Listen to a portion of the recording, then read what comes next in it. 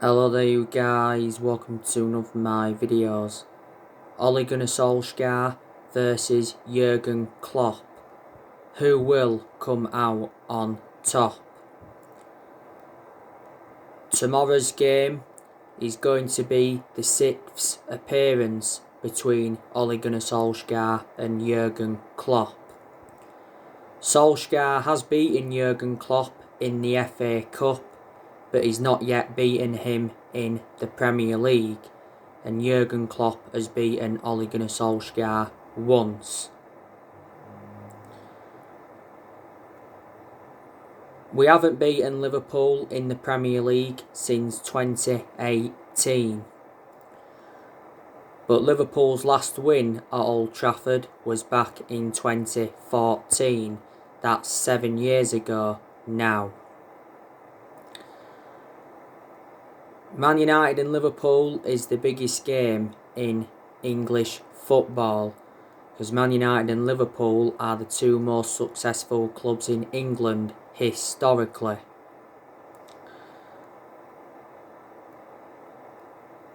Now we're coming into this game full of confidence. We recently had a very good win against Roma. We beat them 6-2 in the Europa League semi-final first leg.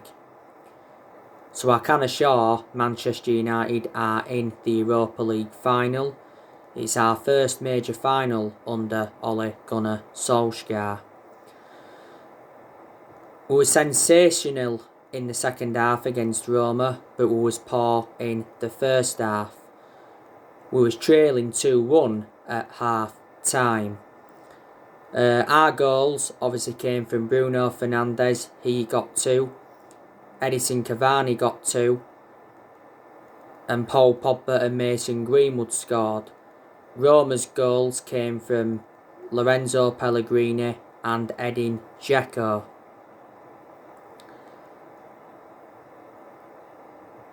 We've got a very good chance of winning the Europa League. Ole Gunnar Solskjaer knows how imperative it is to get his first trophy on the board as Man United manager, because we haven't won a trophy since 2017.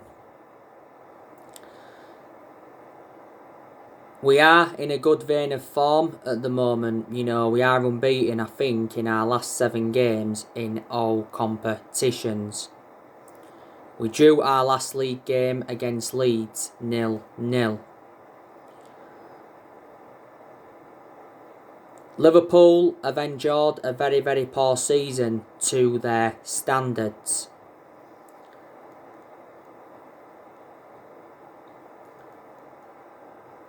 And some Liverpool fans have criticised Jurgen Klopp.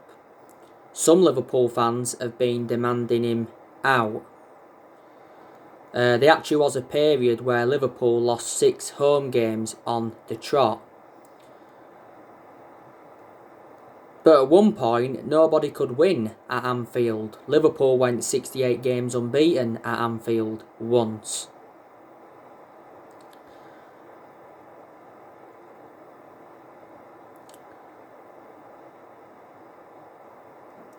If we do beat Liverpool tomorrow, that will put their top 4 hopes down the sink.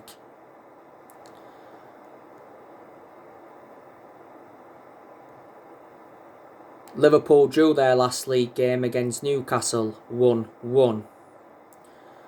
Now Jurgen Klopp has been Liverpool manager over 5 years now. He's got a contract with them until 2024. Because obviously last season he extended his contract. I think Jurgen Klopp is the best manager Liverpool have had in the Premier League era. He's won 4 trophies at Liverpool. Obviously, last season he won the Premier League. That was Liverpool's first title in 30 years. He won the FIFA Club World Cup. He won the Super Cup. And the season before won the Champions League. Liverpool have won the Champions League 6 times. They've won the most Champions Leagues out of the English clubs. They got to the Champions League final back in 2018, but they lost 3-1 to Real Madrid. Klopp hasn't got a great pedigree behind him. Obviously, before he was at Liverpool, he was at Borussia Dortmund. He won a few trophies with them. And before he was at Dortmund, he was at Mainz 05. And I've got to say, his record at Mainz 05 was disastrous. Liverpool have spent around £400 million under Jurgen Klopp. You know, Liverpool have had quite a few good managers, but they've also had some poor managers as well. Obviously, before they had Jurgen Klopp, they had Brendan Rodgers. Liverpool enjoyed one good season under him. At one point, they had Roy Hodgson. I think he's probably one of the worst managers that Liverpool have ever had. They had Kenny Dalglish at one point. He was a bad manager, but I thought he was a good player. They had Rafa Benitez a lot of years ago. I thought he was a good manager for Liverpool. Liverpool actually won the Champions League under Rafa Benitez's guidance. They had Gerard Houllier years ago. He was a pretty good manager for them. Obviously, he's no longer here because he passed away earlier on this season. And Liverpool had Bob Paisley and Bill Shankly all them years ago. Liverpool have won 19 titles.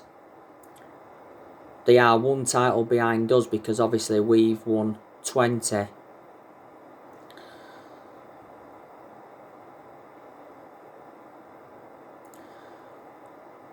Now it says Liverpool are going to miss 6 players through injury. So obviously Kelleher's injured.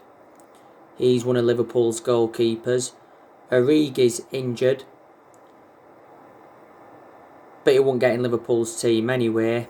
Origi's like Liverpool's 4th choice striker. I think there's a good chance that Liverpool will offload Origi in the summer transfer window. Also, they've got Jordan Henderson injured. He's one of Liverpool's key players. He's their current captain.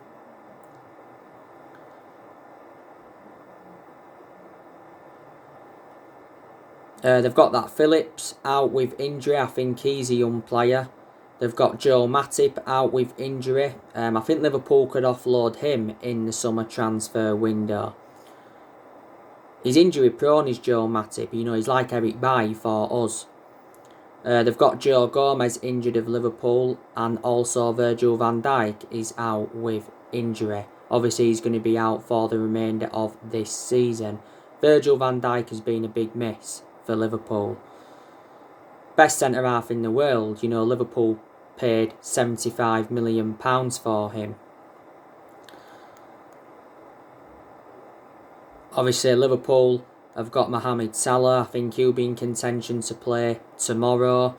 Salah is a world-class player, but he can also endure his bad games. I think Salah will leave Liverpool, not this summer, maybe next year or maybe the next couple of years. Firmino, he's been poor for Liverpool in the last couple of years now, but despite that, I still think he is a good player. You know, he can be very good when he wants to be, but the chances have been there for Firmino this season, but hasn't converted them.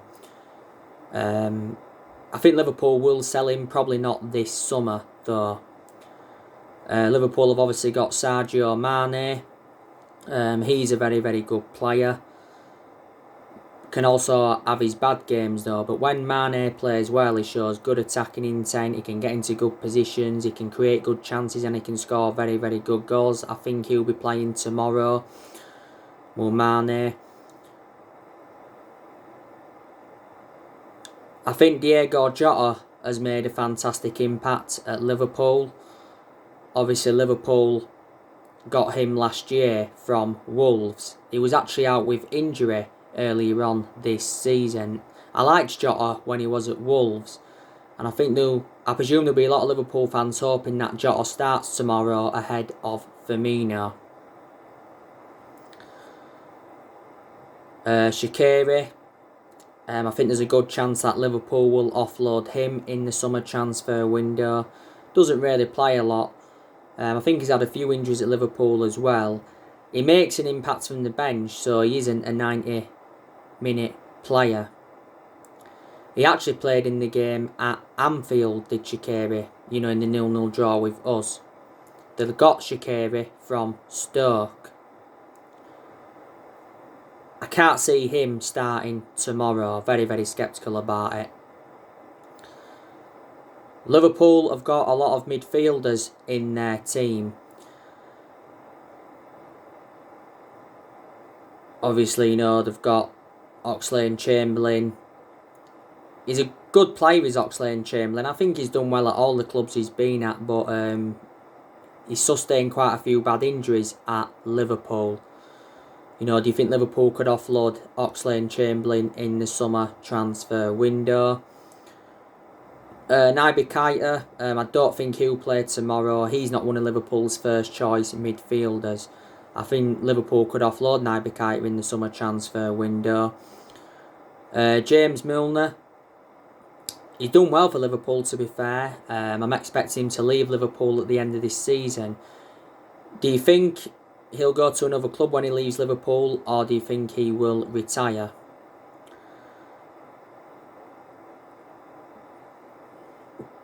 Jorginho Wijnaldum, he's still at Liverpool. I'm expecting him to leave Liverpool, to be honest with you, because earlier on this season it said he rejected a contract extension, Wijnaldum. Obviously Liverpool have got Thiago. He hasn't done that well for Liverpool. I think a lot of Liverpool fans expected him to do a hell of a lot more than he has done.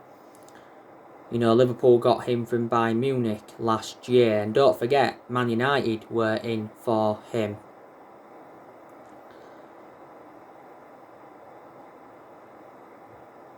Obviously, Liverpool have got that Curtis Jones, young player.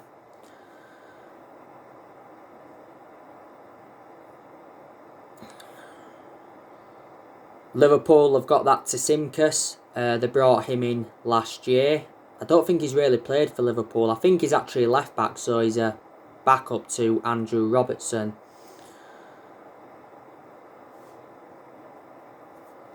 Obviously, earlier on this year, Liverpool brought Ben Davies in, and they also brought Kabak in. Trent Alexander-Arnold, he's a very, very good right back for Liverpool. He'll be in contention to play tomorrow. He's had a lot of poor games though this season. I think defensively he's been abysmal, but he can attack very, very well. Trent Alexander-Arnold has been at Liverpool for a long time now. He risen up their youth academy, didn't he? I still think he's one of the best right backs in the world, despite him being poor in a lot of games this season. Andrew Robertson, I think he's a very, very good left back, but he's also endured his poor games as well.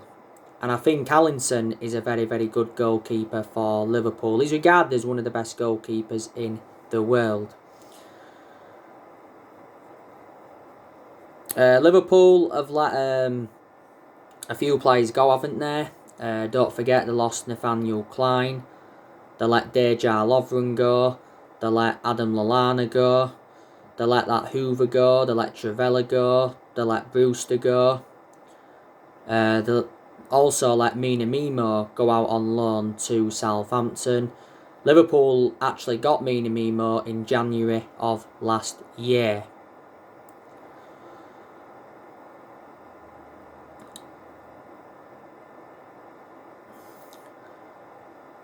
Now, I did recently give you my reaction to Ole Gunnar Solskjaer's press conference building up to this game, didn't I? Said a few interesting stuff.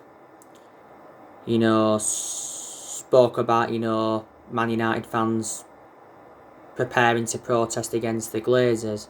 Now, it's actually said that Man United are expecting up to 10,000 protesters against the Glazers ahead of the game against Liverpool.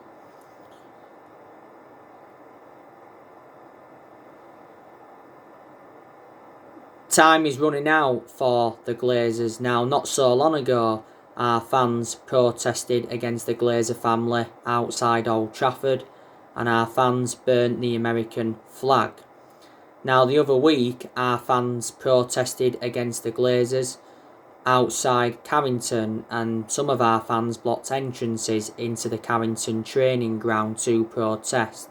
There was banners, wasn't there, saying MUFC 20, 51% and Glazers out.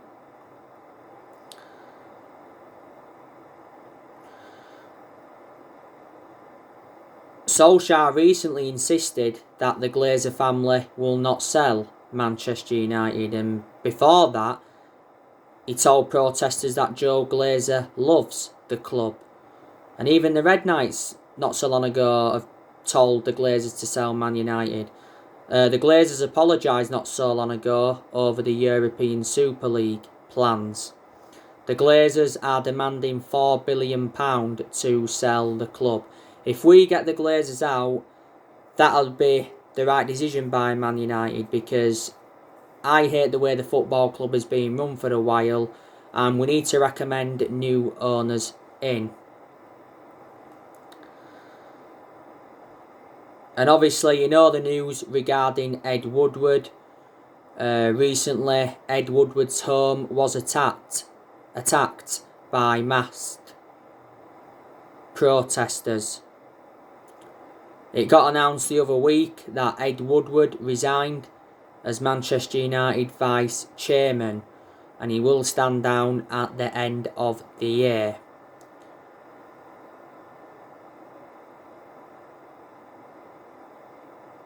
Ed Woodward has had a 16-year association with the club, but I presume all United fans are very, very happy regarding the Ed Woodward news. Apparently, Ed Woodward will get to choose Manchester United's next chief executive, and it's recently said there could be 5 candidates that Manchester United could look at. But it says that Edwin van der Sar is the favourite to replace Woodward. If we recommend Edwin van der Sar in, I think it would be the right decision by the club, because, you know, Edwin van der Sar knows the club very, very well. He endured 6 years at Man United. Obviously, he's a goalkeeper. He was with us from 2005 to 2011. And Van der Sar's got that experience. He's currently the CEO at Ajax, and you've got to give him credit for the work he has done at Ajax. Van der Sar, don't forget, was linked with a technical director's role at Manchester United. So what we've got to do is get a new chairman in and get new owners in. You know? I'll be doing another video later on. Earlier on today, I give you an update, didn't I, on some transfer news.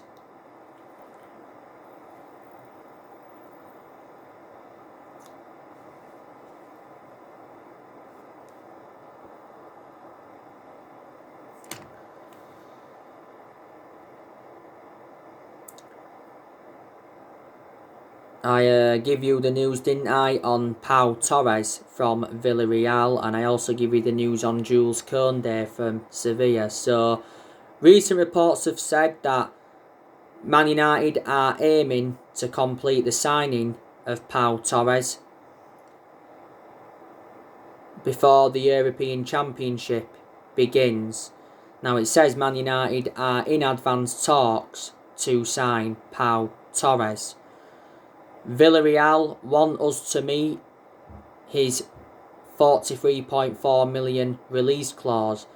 His release clause rises up to just over £56 million in the final 15 days of the summer transfer window. Now, it said earlier on this season that Pau Torres, you know, was keen on a move to Manchester United, and Real Madrid's president, Florentino Perez, was actually angry with Man United for obviously entering the race, because at one point Real Madrid were in pole position to get Pau Torres. Do you think Pau Torres would complement Harry Maguire in our back line? He's been at Villarreal for such a long time now, you know, came up their academy and that, been in their senior squad a while. He's under contract with Villarreal until 2024. Don't forget he did have a loan spell with Malaga. Now, Real Madrid have entered the race for Jules Koundé from Sevilla.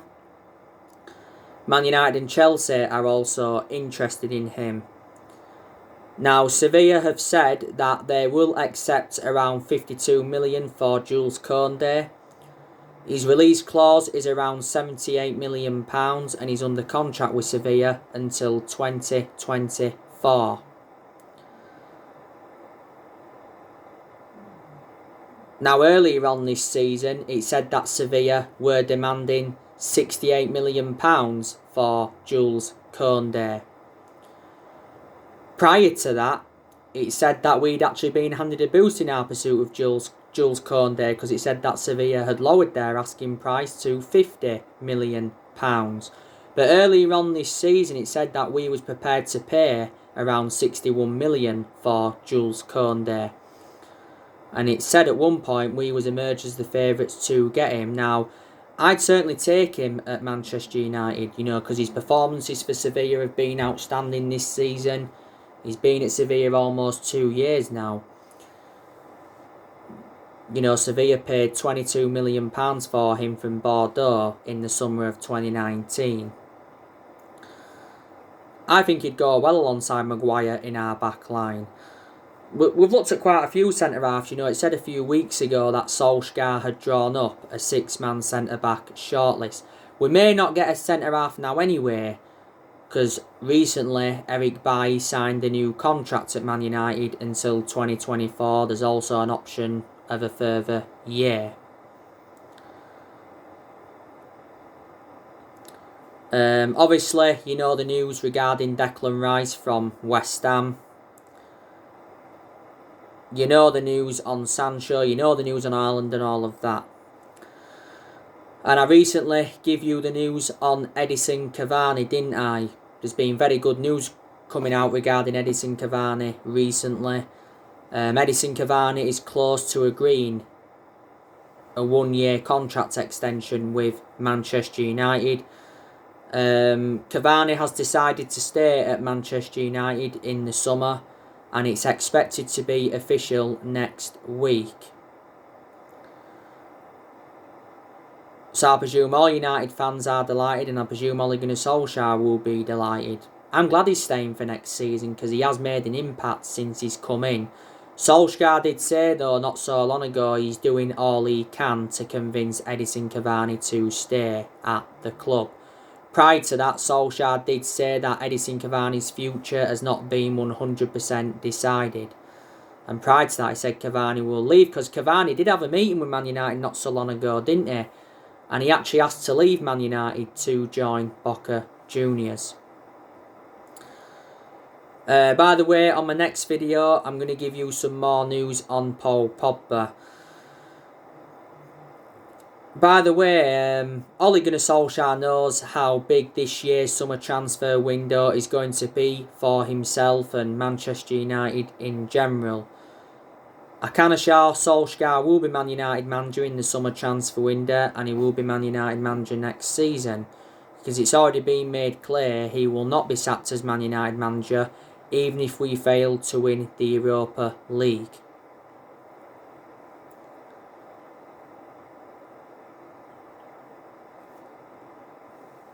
But I said, Solskjaer does deserve at least another season because he has made progress in a lot of aspects. I'm expecting Man United to make around 3 or 4 signings in the summer transfer window, and I've already identified the areas in the squad where we need to strengthen up. I'm expecting us to spend a substantial amount in the summer transfer window, but Solskjaer did mention that he wants to keep transfer dealings quiet. Solskjaer wants good backing, and he should get the backing he deserves in the summer transfer window anyway, because obviously we've got John Murtough, he's our director of football. We've got Darren Fletcher, he's our technical director, and we've got Matt Judge, and Matt Judge has been part of the club for a long time. We know Woodward has announced that he's resigning, but Woodward did say earlier on this season that he believes Solskjaer's the right man to lead the club forward. And he released a statement earlier on this season regarding Solskjaer and the players, and he said the progress by Solskjaer and the players this season is clear. So there you go. And even when we was enjoying them bad periods under Ollie, Wood would come out several times to show his support for him. Because our board have got a soft stance on Ollie, with him being a legend of the club. But in the summer transfer window, we're going to focus on the incomings and the outgoings. Quite a few players are going to leave us in the summer transfer window. I think we could sell Martial in the summer transfer window. I think there's a very good chance we'll offload Juan Mata. I think we should offload Donny van der Beek because he's not getting enough opportunities at Manchester United. Matic, I think we should offload him, because he's not one of our first choice midfielders, and I've got my strong reservations about him.